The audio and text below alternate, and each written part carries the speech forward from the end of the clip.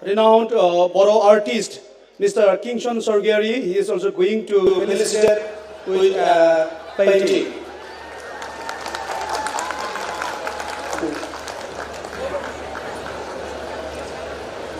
Kingshon Sorgiari is a renowned Boro artist. He is handing over for painting to our guest, Sonu Sutra. Now, all Bodo Harimu Afar is also going to felicitate him with an Aronai. Please.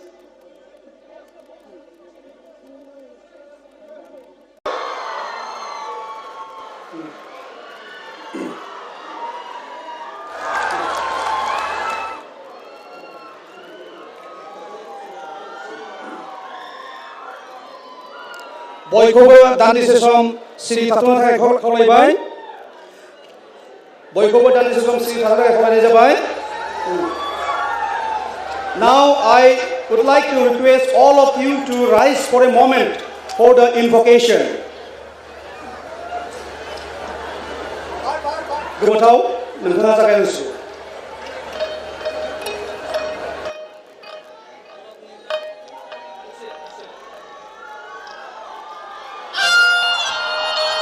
Boykobo Sri Thai Kholaibai. Onnane Sri Thai.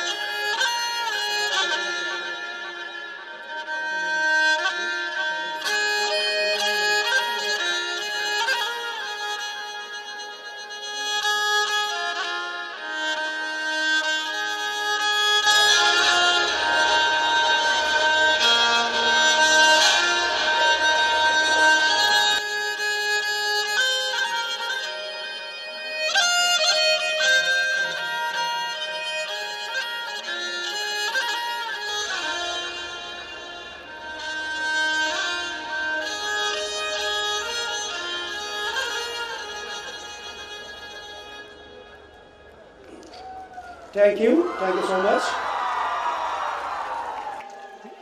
Gomothaw Bosumataरि बिथांनिसिम साबायखर थाबाय बयखौबो सिरिबाङै गावबागाव मासियाव जेराय खावलायबाय आरो जोंनि जौसांनि खाथियाव थानाय गासैबो रायजो राजा आरो फरायसा नोंथांमोनखौ सिरिबाङै थांनो थाखाय खावलायबाय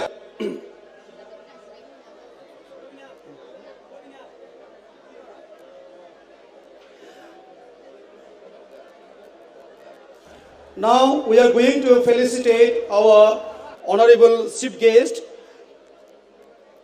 Honorable Union Minister of State, Mr.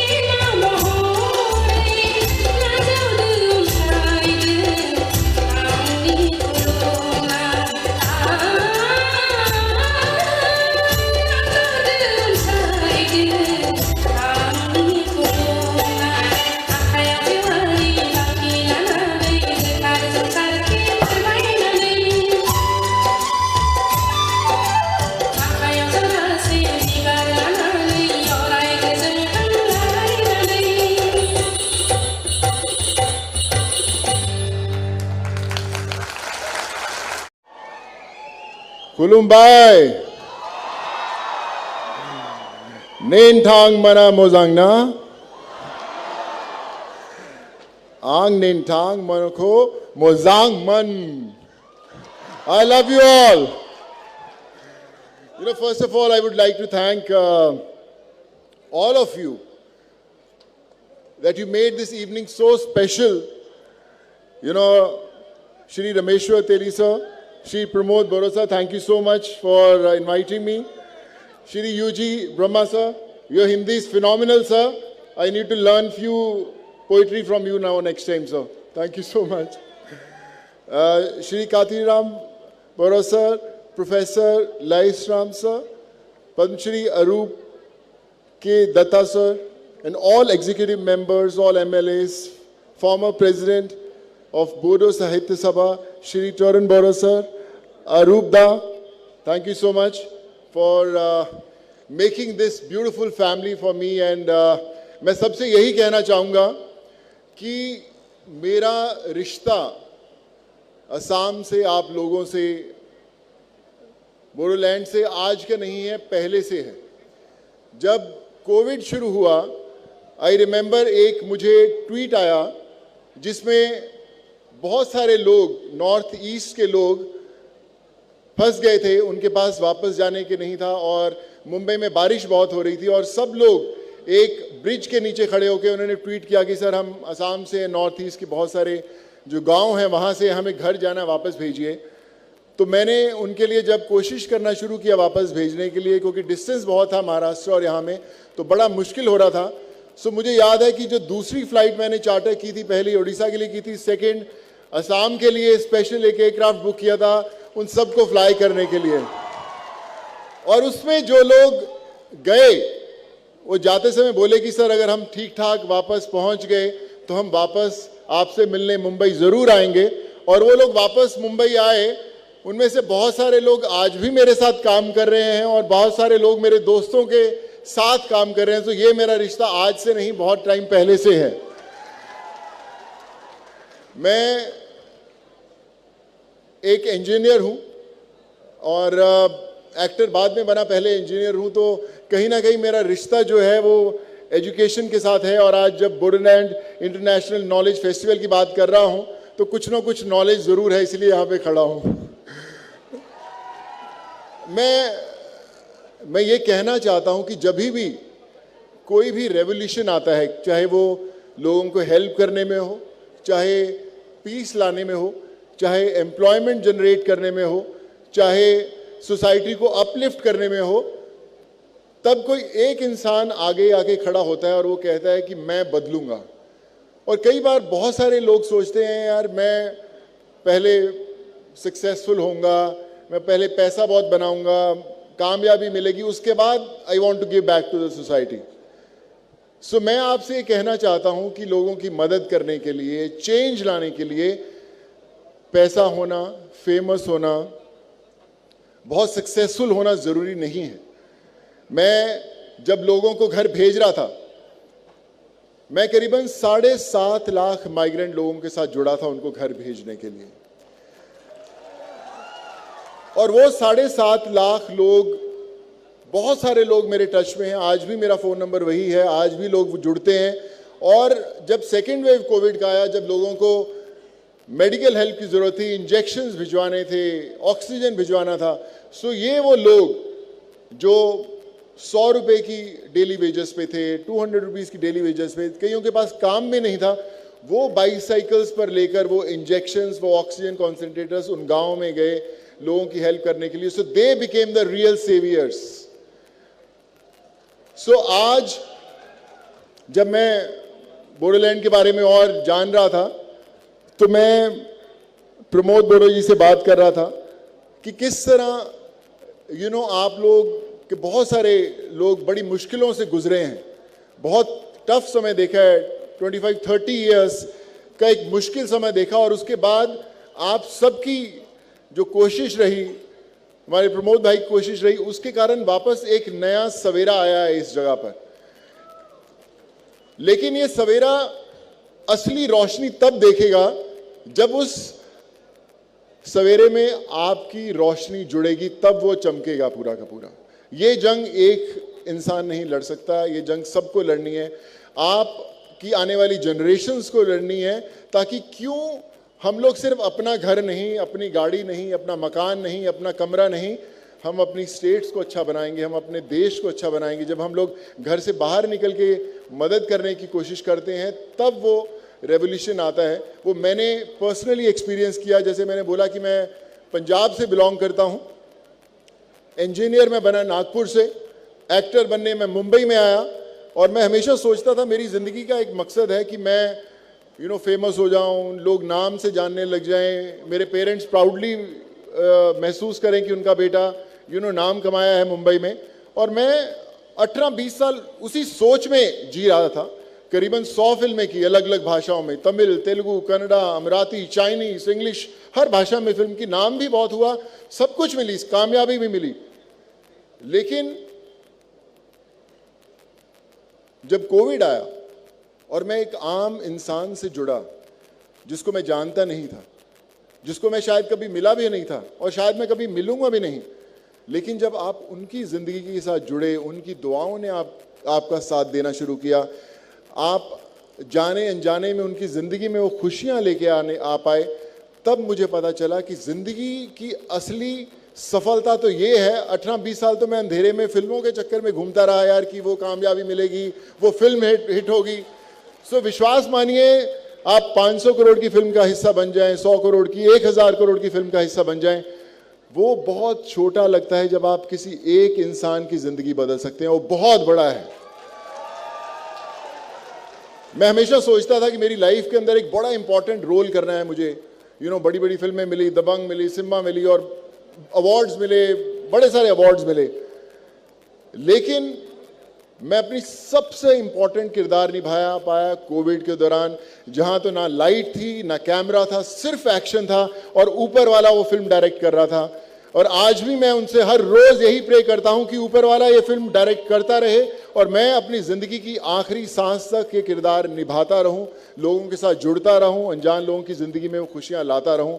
और मैं आपसे वादा करता हूं आज इस मंच पर कि आज से, जब मैंने नया नया लोगों को कोविड के दौरान लोगों को मदद करनी शुरू की, तो लोगों ने कहा कि यार अचानक पता नहीं है क्यों, कहाँ से उठ के आ गया है सोनू सूद, लोगों की मदद कर रहा, अभी देखना 1 हफ्ते 10 दिन में बंद हो जाएगा। फिर 1 महीना बीता, फिर 2 महीने बीते, फिर साल बीता, 2 साल बीते, और आज भी घर के सामने लोग इसलिए आते हैं क्योंकि लोगों को उम्मीद है कि शायद मैं बदल पाऊंगा। मुझे पता नहीं मैं कैसा कर पाता हूँ, मुझे पता नहीं कि मैं कब तक कर पाऊंगा, लेकिन कोशिश ज़रूर करता रहूँगा। और आज जब मैं आप लोगों के साथ, सब लोगों के साथ जुड़ा हूँ, तो मैं आपसे एक चीज़ का वादा करता हूँ कि मैं प्रमोद बोरो सर को भी बोला कि मैं आज बोडोलैंड, असम, नॉर्थ ईस्ट, जहाँ जहाँ पे जो भी लोग तकलीफदायक में होंगे, चाहे वो मेडिकल उनको तकलीफ हो, चाहे वो एजुकेशन की तकलीफ हो, आप याद रखिए कि सोनू सूद आपके परिवार का हिस्सा है, हमेशा खड़ा मिलेगा आपको। और मैं कुछ भी कर पाऊँ यहाँ पर, मैं बात कर रहा था कि कुछ यहाँ पर ज़रूरतमंद लोगों के लिए कुछ हम लोग ओल्ड एज होम खोल पाएँ या कुछ स्कूल खोल पाएँ, कुछ ऐसी चीज़ कर पाएँ जो मुझे शायद नहीं पता कि यहाँ पर क्या ज़रूरत होगी, लेकिन आप विश्वास मानिए, हो सकता है जब मैं अगली बार इस मंच पर आ रहा हूँ, यहाँ पर कुछ ना कुछ ऐसा हो जो हमारा अपना हो, आप सबका हो, और हम लोग मिलकर वो चीज़ बदल पाएँ।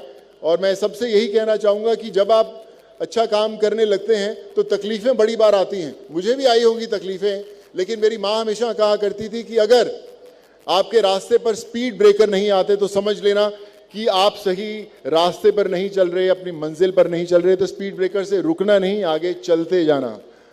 और आज मैं हमेशा एक लाइन हर मंच पर ये कहता हूँ कि कई बार बहुत सारे लोग जल्दी कामयाब हो जाते हैं, कई लोगों को वक्त लगता है कामयाब होने में। तो लोग कहते हैं यार वो तो जल्दी में से पहले कामयाब हो गया, मुझे तो वक्त लगे, मैं तो उससे ज़्यादा टैलेंटेड हूँ, मैं तो उससे ज़्यादा मेहनत करता हूँ, तो मुझे वो कामयाबी क्यों नहीं मिली। तो मैं उन लोगों के लिए हमेशा एक लाइन याद दिलाता हूँ कि हौसला रख, हौसला रख, एक समय ऐसा आएगा, हौसला रख, एक समय ऐसा आएगा जब घड़ी दूसरे की होगी और समय तेरा बताएगा। मेरी माँ हमेशा कहा करती थी कि सोनू कभी अपनी मुट्ठी खोल कर तो देख, शायद तेरी हाथ की लकीरों में किसी की जान बचाना लिखा हो। सो आप अपनी मुट्ठी खोलना जरूर, शायद आपकी हाथ में वो ताकत हो जो शायद आपको अभी तक पता ही ना हो।